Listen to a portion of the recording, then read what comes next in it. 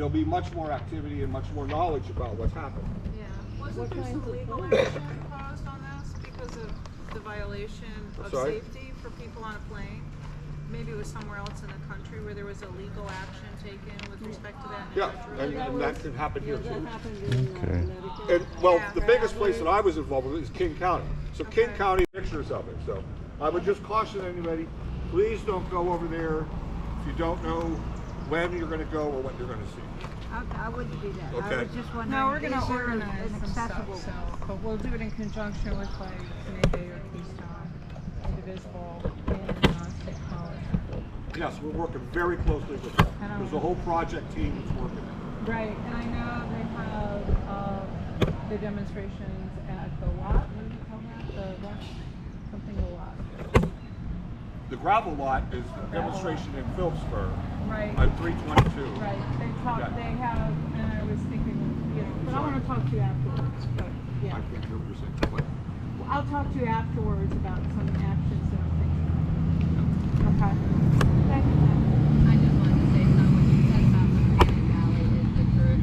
That's the one that my husband got deported. Did he go through there? And he said it was the worst place you'd ever want to be at. But he said it was beyond horrible. But that's where he was right before they shipped him out. But he went all the way, I believe, to Newark or however it is, that airport, and was He went sent to back Newark? and sent Yeah, back to it's- Mexico. It's where they have space and how they which flight they have, you know. Okay, guys, Okay. time for another song. Okay. I know you're looking forward to the singing, right? This one. We know this one. How many people remember "We Are the World"? Remember that? Awesome. That was big. Okay. So we're gonna. But I don't know about the accent. It's pretty easy. There comes a time when we heed a certain call, Yeah. when the world must come together as one. There's a choice we're making. We're saving our own lives. It's true, make a better day, just you and me. How does the And you just keep over and over and over again. Well, it's We are the world, we are the children, we are the ones to make a brighter day, so let's start giving. There's a choice we're making. Allegheny News what? Independent, I can't hear what, Allegheny Independent News. Make a better day, I'll just give you you one of and my me. last business cards. All right. I do interviews Maybe we'll leave it at sometimes that. too. That's I do data journalism. And so I know Caleb, you wanted to say a few words. Yeah. Johnstown. Yep, we're based in Johnstown. We're a 501c3 organization. Just so you guys are aware, Thanks, Paul. I have a brother-in-law. He's first Good food generation right from there. Italy. He was a citizen. Okay, Became I'll citizen get a 2 bite. months before Donald Trump actually came into office. So we just were barely at the cusp. I have a lot of family friends who are immigrants. There's a family friend of mine, Maud's. He actually works over at Duquesne University as a soccer coach, football as they like to call it. One of his members who was there, basically drafted off a scholarship, was abducted by ICE in an airport with full documentation and was sent back to Brazil. This is not something where we have to act like this is normal. This is not something that we have to act like in any way is acceptable. We don't have to act like anything we are doing is humane. We are dealing with a group of people who are massively kidnapping people, killing citizens, humans. Even if, whether we talk about documented or not, we are talking about human beings with souls, personality, children, and lives. I believe that one of the problems that we have in America right now is that we have a problem of apathy. I think radical empathy is how we fight against this.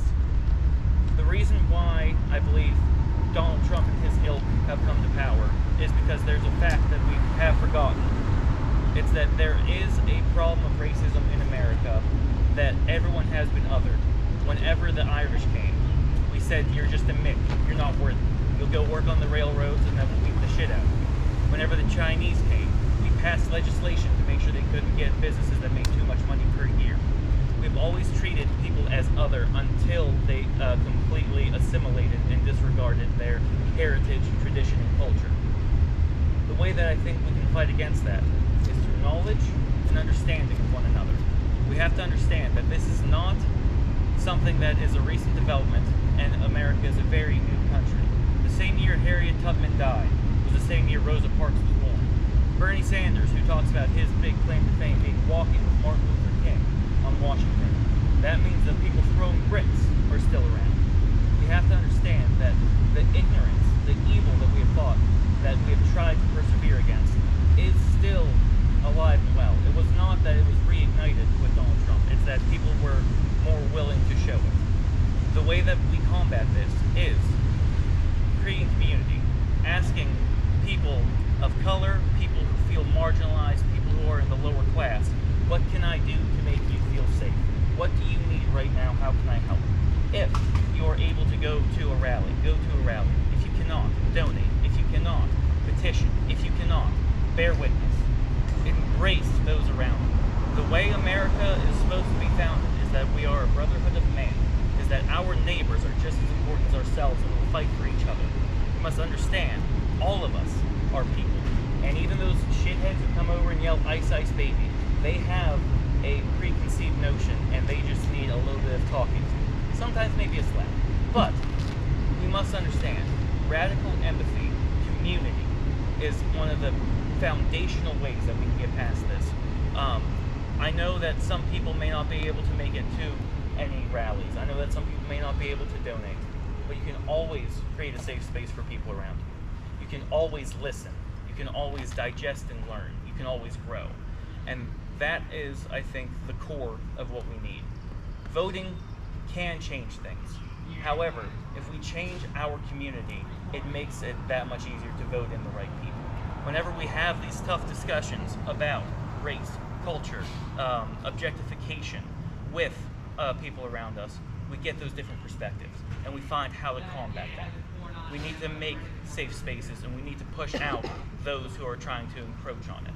Whenever someone comes over and starts saying slurs, I do not think you are a better person for staying silent. The better person says, you are bringing harm to people and those around me. I can debate you if you're willing to listen. If you're not, you have to go somewhere else. We do not need to adhere and bow down to those who feel like they can work with impunity because of our silence. We need to speak up for one another. We need to speak to one another. We need to embrace one another. Thank you so much. That was excellent. Imagine there's no heaven. It's easy if you try. Well, we're not there Not yet. yet. Okay. We got a name. So the next song. Let me. Every What is the song next on the song? paper. Oh, I like it. Great. I can actually. Well, that's I'm trying to find the list. I just lost it. So guys, yeah, here it is. So one thing Caleb said that's really important is silence is acquiescence, right? And so we're here to make sure that whatever contribution we can make to pushing forward a nation that is not divided is worthwhile, whatever that might be. You know, they talk about the mutual aid, the bearing witness, being there for someone who's a neighbor who's scared to go out. They're afraid to go to the grocery store. They're afraid to go out for any reason. And we need to be aware, right? You have to notice these things. One of the things we asked at the meeting was if we could write down places that maybe we need to visit, businesses, folks that might be at risk. The reason for that is that we can give some guidance, some education on that. We do have the materials for that, but even businesses have to know how to protect themselves in these instances. And there's some ways you can do that. I'm not going to say that ICE operates legally because a lot of times they don't, but I think knowledge is your best defense a lot of the times.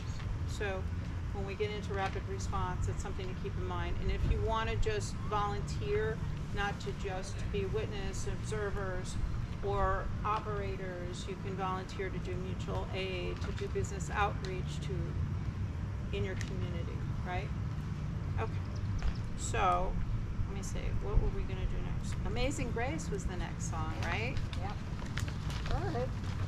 Amazing grace, how sweet the sound that saved a wretch like me.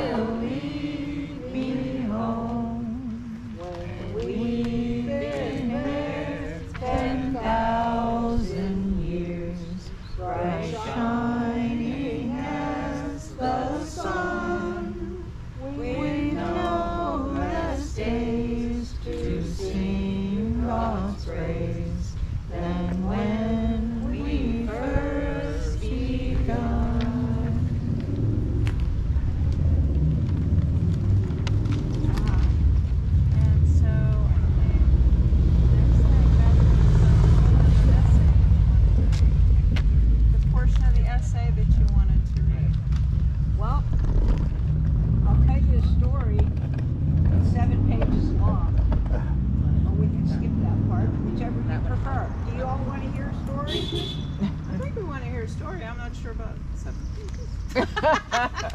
I'll be honest. We have time if everybody's up for it. We certainly do. I do have. Maybe what I'll do is do part of my ask, right?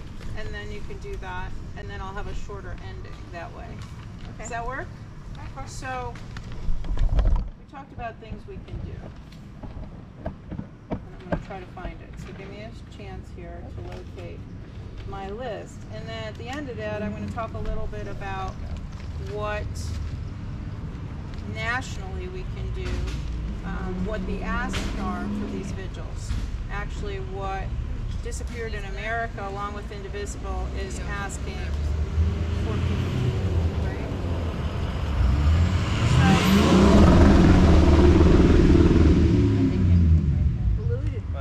I know, I got a little bit of competition.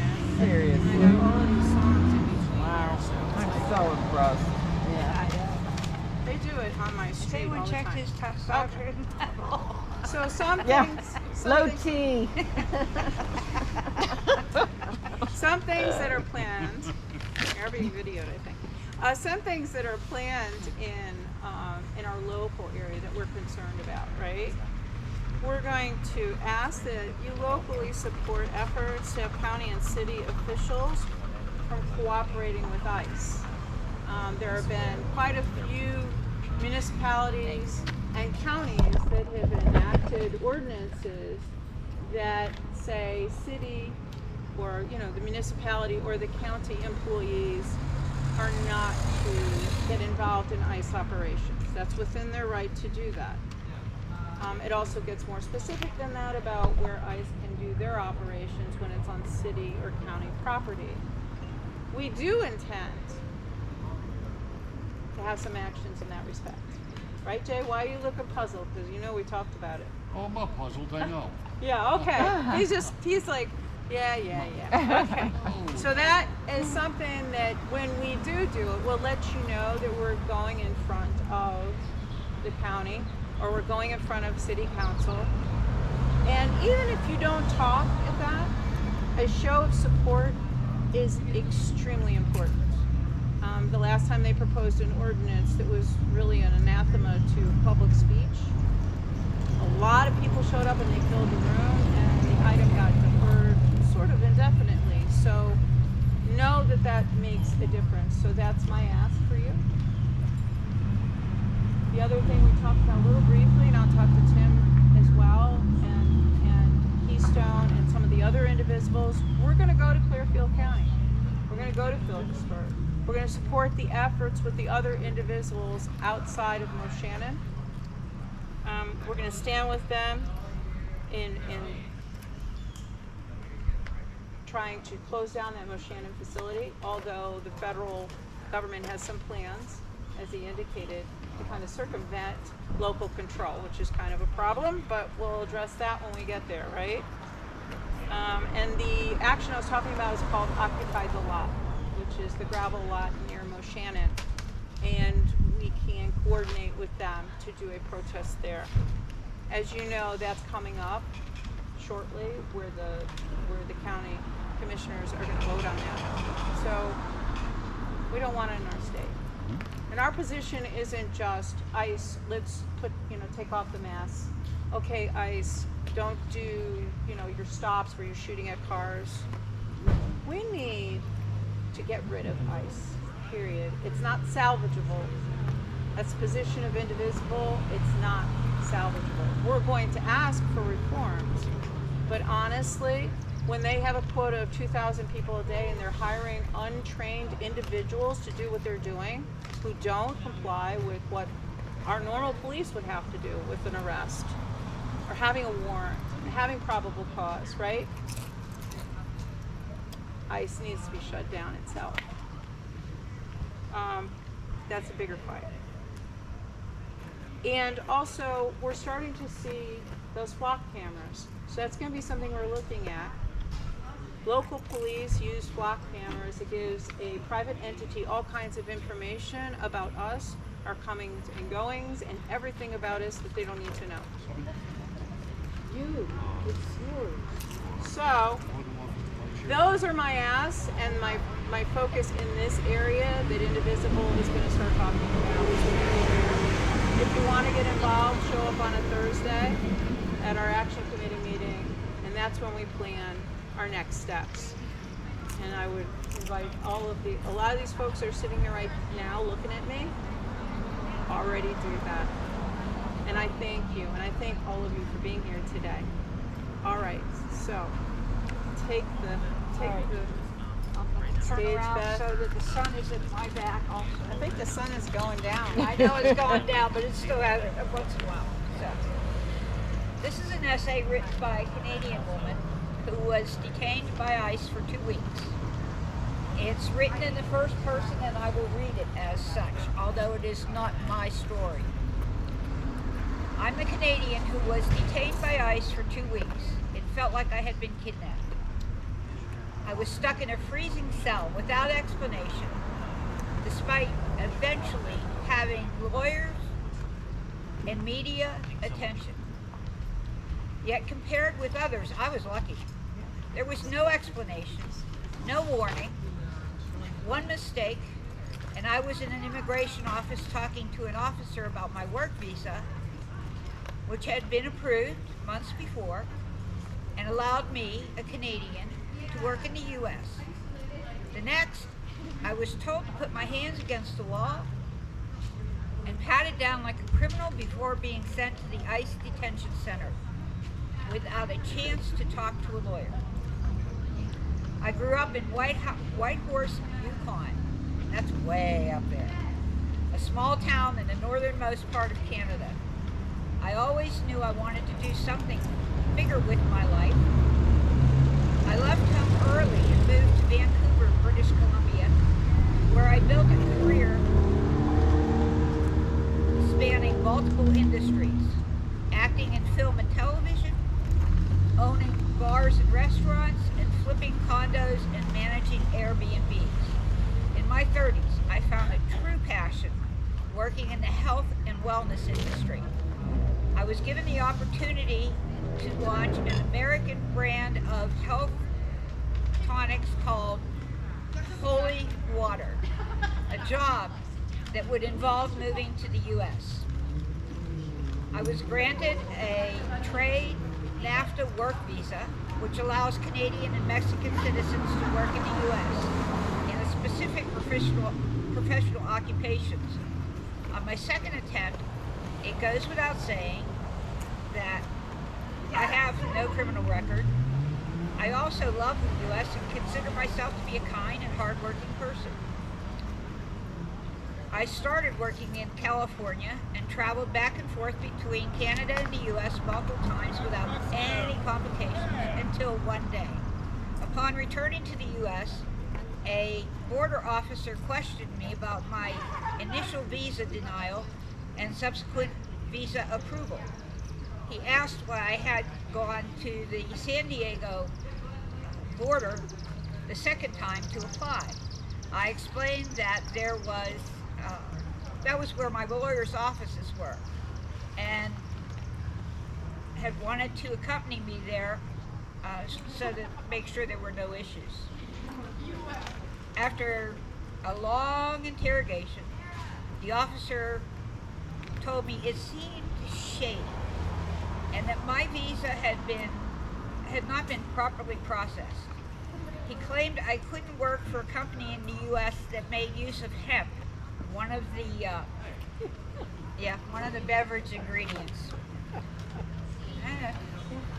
He revoked my visa and told me I could still work for the company in Canada, but if I wanted to return to the U.S., I would need to reapply. I was devastated. I had just started building a life in California. I stayed in Canada for the next few months and was eventually offered a similar position with a different health and wellness brand. I restarted my visa process and returned to the same immigration office on the San Diego border, since that's where my lawyer was. And I am familiar with it. Hours passed and pretty confused opinions about my case. The officer I spoke with was kind to me, that due to my previous issues, I needed to apply for my visa through the consulate. I told her I hadn't been aware I needed to apply that way, but had no problem doing it. Then she said something strange. You didn't do anything wrong. You are not in trouble. You are not a criminal. I remember thinking, why would she say that? Of course I'm not a criminal. She told me they had to send me back to Canada. That didn't concern me. I assumed I would be simply hooked on a flight home. And as I sat searching for flights, a man approached me. Come with me, he said. There was no explanation, no warning. He led me to a room, took my belongings from my hands, and ordered me to put my hands against the wall. A woman immediately began patting me down. The commands came rapid fire, one after another, too fast to process. They took my shoes, pulled out my shoelaces. What are you doing? What is happening? I asked. You are being detained. I don't understand. What does that mean? For how long? I don't know. That would be the response to nearly every question I would ask over the next 2 weeks. I don't know. They brought me downstairs for a series of interviews and medical questions, searched my bags, and told me I had to get rid of half of my belongings because I couldn't take everything with me. Take everything with me where? I asked. A woman asked me for the name of someone who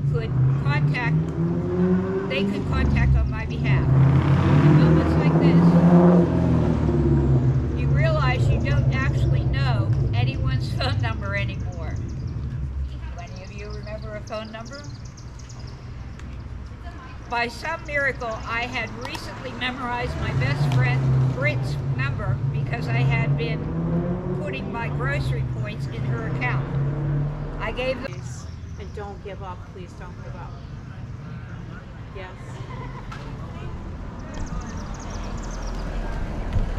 We just took 30 seconds or 20 seconds and remember the families of those who were killed.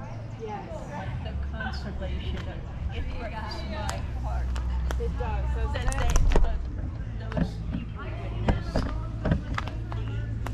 the execution of their loved ones in front of them. But it happens, it's happening more than what we know in public. And so in all that you say, I think that if we believe in God, I think we can ask,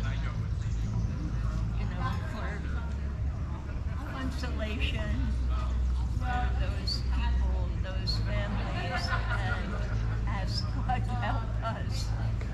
We need help. Right. We need help. Absolutely. I think part of the mission needs to be to support those families. Try to prevent it from happening to more families. And to remember that. When you heard that the 3-year-old little girl was in the car and his partner, when he was executed, basically. And how is this not resulting in people going to jail? It's not, and we forget about it.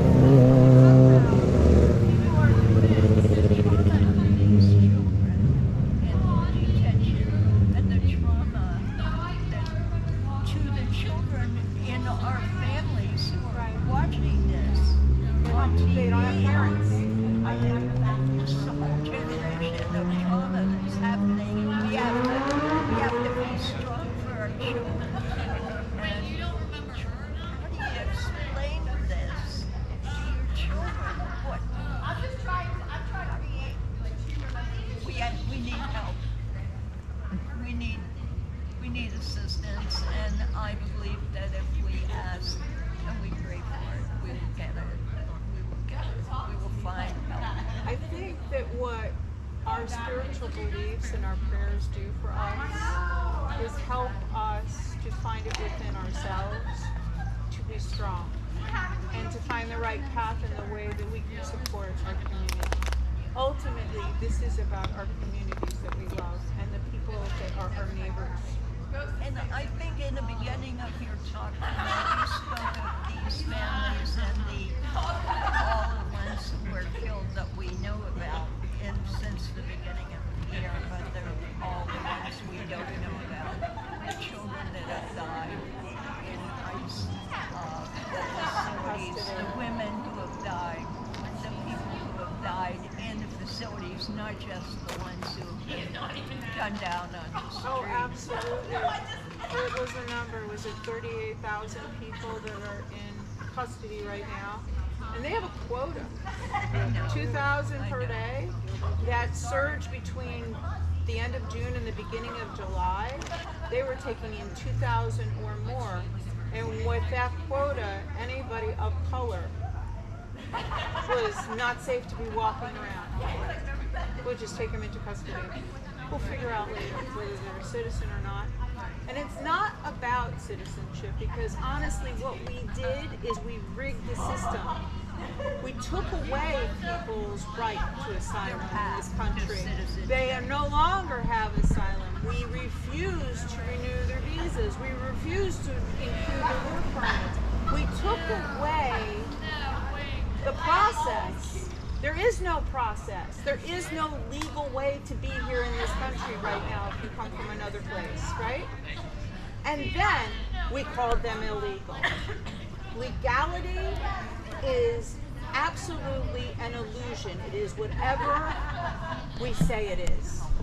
And when people say you need to come here legally, they need to know there is no legal path to citizenship anymore. And it doesn't matter, and they're trying to take it away from the Haitians, right? That's tied up right now. You look at the folks in Afghanistan that helped us in the last war, those folks are in danger, in mortal danger, of going back to the country. This is... They've also been given the deportation. They're appealing it now, but they've already gotten it. Yep.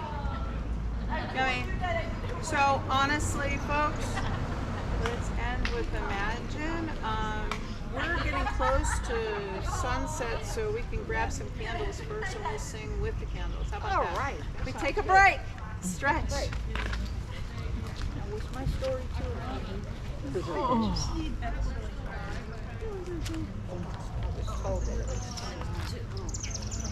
Not now, but I mean, that 7 pages was too long and nobody would pay attention. We paid attention. It was attention. As they would say in, you ever seen Blackadder? British comedy show? No. No. Sorry. This guy named Baldrick. All right, somebody help me with that. He always has a cunning plan to get them out of all their trouble, but never really comes up with that. Never really.